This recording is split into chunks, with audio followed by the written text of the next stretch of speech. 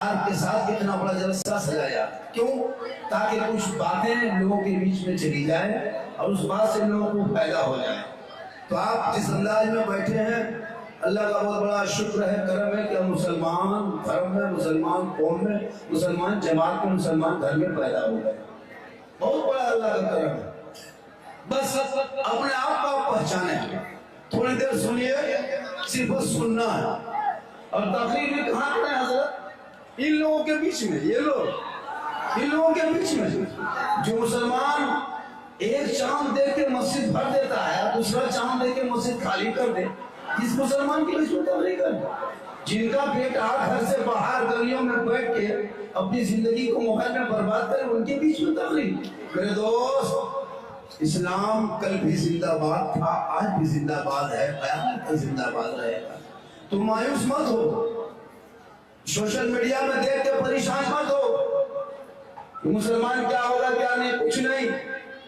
याद रखना, ये जो सोशल मीडिया में देखते हो, इस्लाम खतरे में नहीं है, खतरे में आप हो। मेरा इस्लाम कभी खतरे में आया ही कहाँ है जो खतरे में इस्लाम आएगा? किसी और का धर्म होगा जो हमेशा खतरे में रहेगा। ये धर्म खतरे में आया नहीं, बल्कि खतरों से लोगों को बाहर निकालने का नाम इस्लाम। आज इस्लाम की खूबसूरती देख रहे हो, लेकिन तू है जिस नबी का कलमा पढ़ने वाले मुसलमान, जिस धर्म में शराब को हराम लिखा है, उस कौम के बेटा 1:30 बजे रात 1.5 बोतल शराब पी के घर घुसे और बाप जाके मोड़ में गए, मौलाना इस्लाम खतरे में है। जिनका बेटा गलियों में बैठ के जिंदगी भर गेम खेले, वो बात का इस्लाम खतरे में है।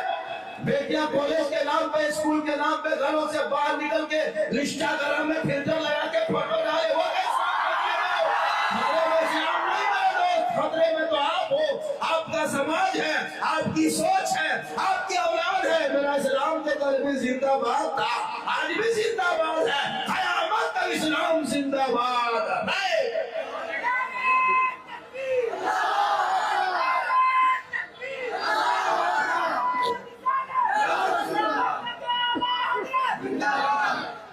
सुनो, थोड़ी देर सुनो मेरी माँ बहने, तू भी सुन, नौजवान तू भी सुन।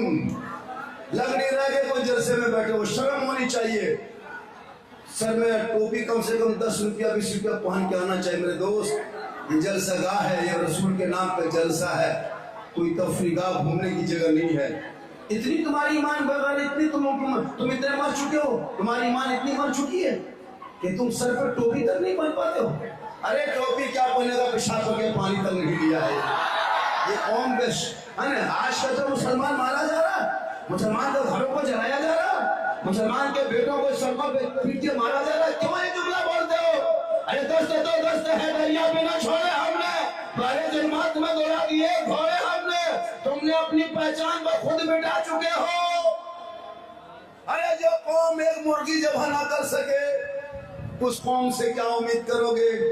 जो कौम अपने बाप का जनाजा न पढ़ सके, वो कौम से क्या उम्मीद करोगे? जो कौम अपने बाप के तीजा में रेत पड़ा, कुरान पढ़ने शक्ति में हिम्मत नहीं, और वो क्या इस्लाम खतरे में हो? मुसलमानों का भी सोचा, ईद के दिन ईदगाह जाके घूम के आएगा, ईद की नीयत में याद नहीं, इतने में तुम हमें हंसते हो। आज तुम नमाज पढ़ने तक नहीं जानते हो, और फिर कहते हो मौलाना इस्लाम कमजोर है। मेरे दोस्त, हजरत बिलाल से पूछो, आइलम मोहम्मद कहते किसे हैं? आज सिर्फ जबान पे आइलम मोहम्मद बोलने वालों, पोस्टर में आइलम मोहम्मद लिखने वालों, गलियों के चौक चौराहे पे आइलम मोहम्मद का पोस्टर लिखने से काम नहीं चलेगा।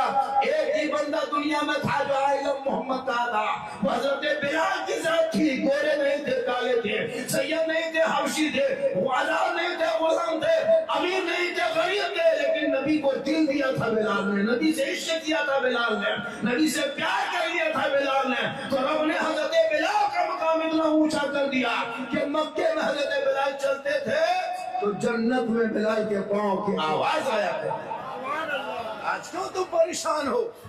इसलिए कि तुमने उलमा किराम के बातों पर अमल करना छोड़ दिया, घर में कुरान रखते हो तिलावत करना छोड़ दिया, माँ बाप के पास रहते हो खिदमत करना छोड़ दिया, अजान सुनते हो मस्जिद जाना छोड़ दिया, जलसे में आते हो अमल करना छोड़ दिया, समाज में बैठते हो इंसाफ करना छोड़ दिया। आज हम ही लोग बचे उलमा जो दीन की बात सुनने को मिल रहा है, ये उलमा किराम। लेकिन आज इस दौर में आपके घर में 5-5 पीस कुरान रखा होगा, 3 पीस 4 पीस 5 पीस कुरान है। कभी आपके घर में पढ़ते किसी बहू बेटी को देखे हो कुरान? नहीं पढ़ते। मोबाइल चलाएगी, चुगली करेगी, गिब्बत करेगी, घूमेगी, लेकिन कुरान नहीं पढ़ेगी। क्यों? आपका दिल मुर्दा हो चुका है। आपके घर में अजान की आवाज नहीं जाती, लेकिन नहीं, तू नमाज तक नहीं पढ़ता। रमजान में देखा था इन लोगों को, इन लोगों की चाल को देखा था रमजान में।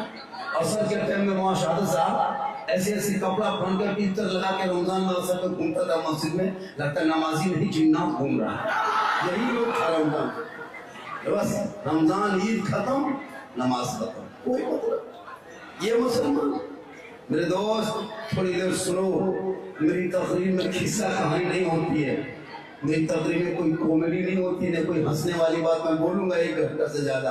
अभी साबित कर लो मैं कहानी लतीफा बोलता हूँ, कल कॉमेडी करता हूँ, नहीं, मेरे बोलने का अंदाज ही ऐसा है। क्यों आए तुम, क्यों पीछे हो गए हो, क्यों तुझे पिछड़ेपन में आया? कोई भी कमेटी रिपोर्ट करे तो मुसलमान को पिछड़ा घोषित क्यों कर दे रहे? चाहे वो कोई भी हो, जब भी कोई रिपोर्ट तैयार करे तो मुसलमान शिक्षा में पिछड़ा है, इल्म में पिछड़ा है, क्यों लिखा जा रहा है? क्योंकि तुम अपने मकसद मदरसा